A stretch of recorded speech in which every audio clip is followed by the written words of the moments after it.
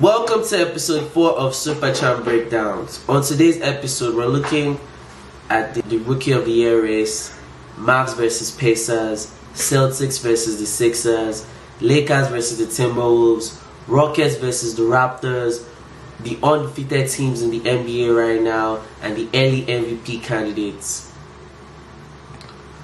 Starting off with the Rookie of the Year, I think this Rookie of the Year race is mainly between Cooper Flagg and VJ Edgecombe, and in my opinion, VJ Edgecombe is currently leading the race. VJ Edgecombe is currently leading Cooper Flagg in points, rebounds, and assists. Considering Cooper Flagg is the primary point guard for Dallas, I think Cooper should at least have more assists than VJ Edgecombe. But to give him credit, they're both averaging about 5 assists each. VJ Edgecombe is currently playing in the Philadelphia Sixers, and they're currently 4-0. He's been playing amazingly for them, contributing in an unprecedented way. I don't think anybody expected him to be this good, this fast this season.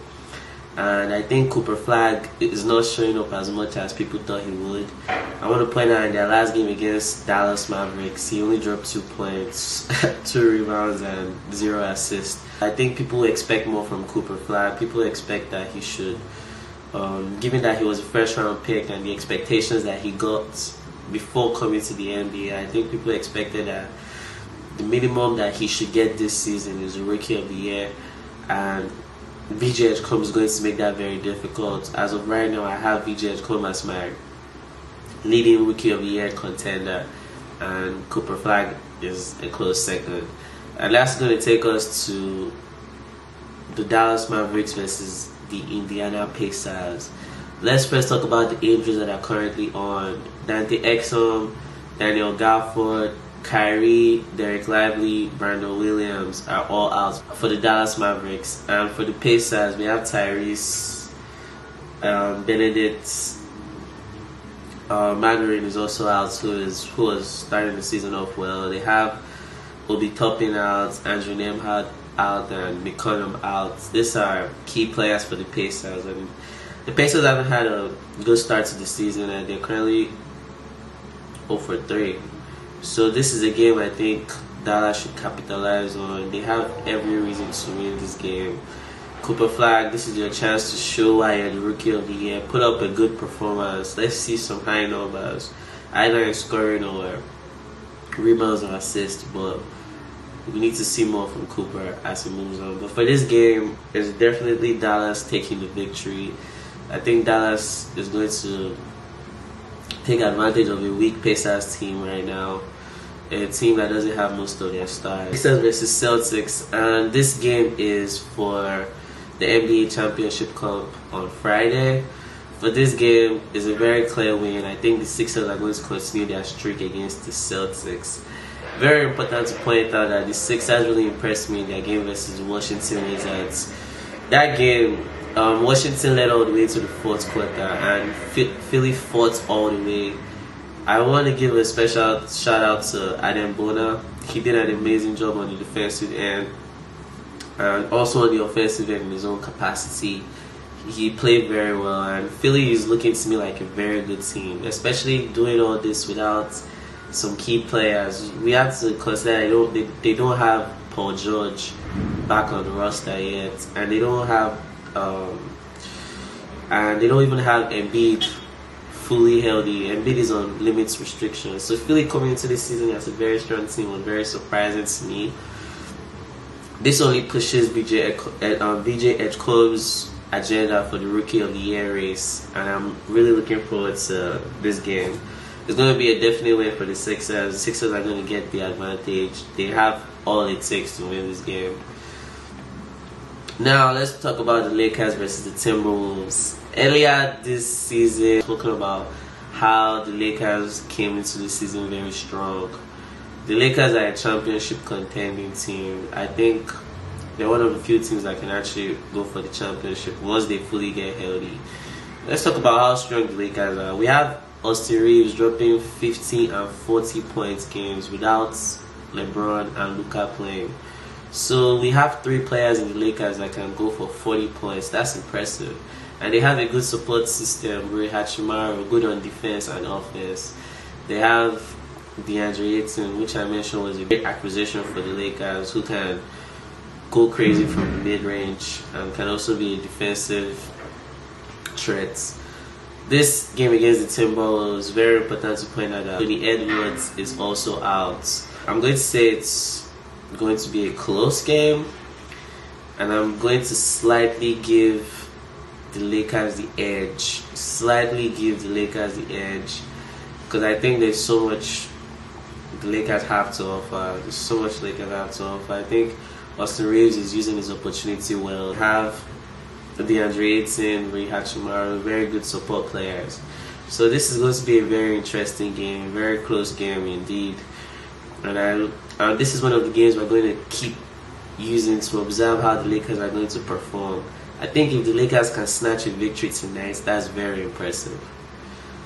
Let's move on to the Raptors versus the Houston Rockets. This is going to be an easy win. This is going to be an easy win for the Houston Rockets, mainly because the Raptors are not a strong team. This is a game where Şengün and KD are going to dominate as usual. They are going to have the edge over a Toronto team that is still figuring out themselves. They look to me as a very unserious team. I really like Scotty Barnes, but I think that team definitely has to be better. They have nonchalant players like Brandon Ingram, which I think Brandon Ingram should be a way better player than he is right now, but he's just not. So this is going to be an easy win for the Houston Rockets tonight. Now let's move on to the three teams that are undefeated this season. We have Oklahoma City Thunder, we have Philadelphia Sixers, and San Antonio Spurs. And each of these teams, there's so much to say about them. Like OKC starting the season without Jalen Williams has been impressive.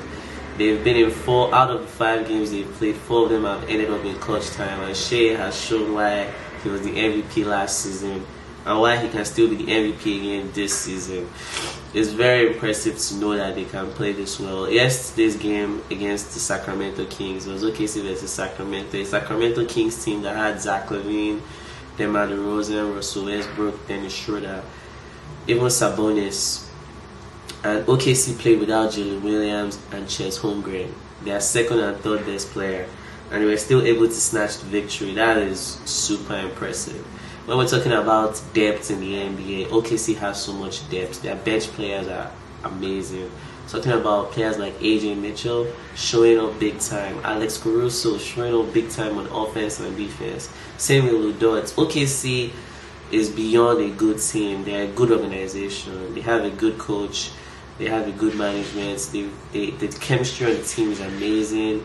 They don't get unnecessary technical fouls in the game. Very well managed team, very disciplined team, and this is one of the teams that is definitely going, and they're definitely going for a back-to-back championship. Second team is the Philadelphia Sixers. Very unexpected to see Philly playing this well early this season. I definitely did not expect it, but shout out to VJ Edgecombe, shout out to Tyrese Maxey. Also Grimes has been playing so well this season. Kelly Oubre. The Philadelphia Sixers have improved this season. They've really shown that they're coming here to fight, and this is all without Paul George. They're currently 4-0. I think they're going to be 5-0. Their next game is against the Celtics, so that's a definite win for them. Now San Antonio, all I have to say is Victor Wembanyama is amazing. He's definitely in my list of the most dangerous players this season because of what he can do. You have support players. You have players like Stephen Castle. You have Vassell. You have Keldon Johnson. These players are support players. Wemby is playing in a situation where he can dominate. He's the primary player for the San Antonio Spurs, and San Antonio is doing a great job, especially now that they're playing without their second best player, DeAndre Fox, and they're still 4-0. That is super impressive. It shows that Wemby is a beast. He's definitely going for the MVP this season. And that leads us to the next topic of my tracker for the early MVP candidates. And my tracker for the early MVP candidate, I have 5 players that I'm tracking personally from the start of the season to the end. And these 5 players right now on the list, we have Shai, Wembanyama, Giannis, Tyrese Maxey, and Donovan Mitchell. Let's start off with Shai.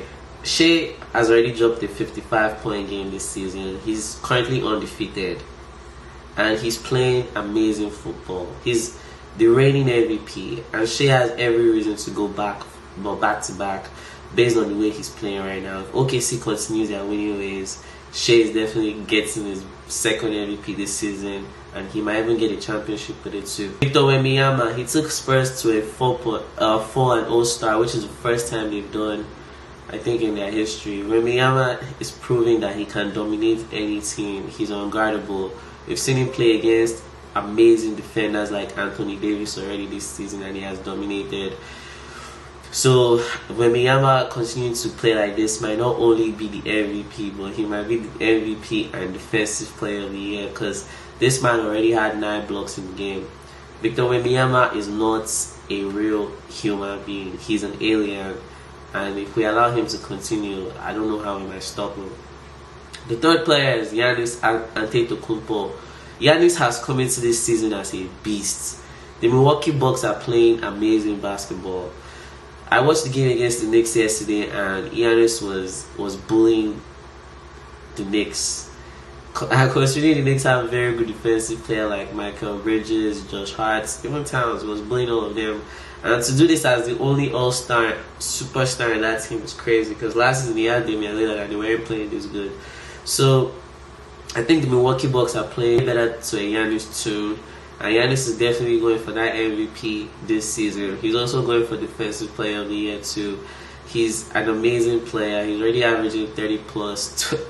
Wow, he's an amazing player. I think Giannis is just, watching him play is so scary. I think the Bucks fans should rejoice. However, the Bucks are not winning the championship this season, I guarantee you that. The fourth player is Tyrese Maxey. I think it's high time we start to give Tyrese Maxey's flowers. The Sixers are currently undefeated, and the main player, the hero of the story is Tyrese Maxey. Tyrese Maxey's development in the NBA is one of the best stories so far. That man can play ball. Tyrese Maxey is here to stay, and I think if he continues playing the way he's playing right now, we're going to have some difficult conversations, because as of right now, he's the best point guard in the NBA. Saying it here, he's so far over the first 4 games, he's the one that has performed the most in the NBA as a point guard this season. I'm not saying he's better than Stephen Curry, but I'm saying so far he's been the best performing point guard. And Tyrese Maxey is a consistent guy. He's a very efficient shooter. He's now becoming a better leader. I think he definitely has a very high ceiling. And lastly, Donovan Mitchell, one of the most underrated guards in the league. Donovan Mitchell is so underrated, but he's so good. Against Detroit, he dropped 35 points. He's the kind of player that he's going to be an all-star as long as he's playing right now in the NBA. And the Cavs actually have a chance to win a championship this season. Hopefully, they go injury-free. I think they can come out of the East, considering that the Pacers are not as healthy. Tyrese is out for the season. We don't know how long Jason Tatum is going to be out for, but I don't think that current Celtics team can beat the Cavs, and I think the Cavs can give the Sixers a very tough time.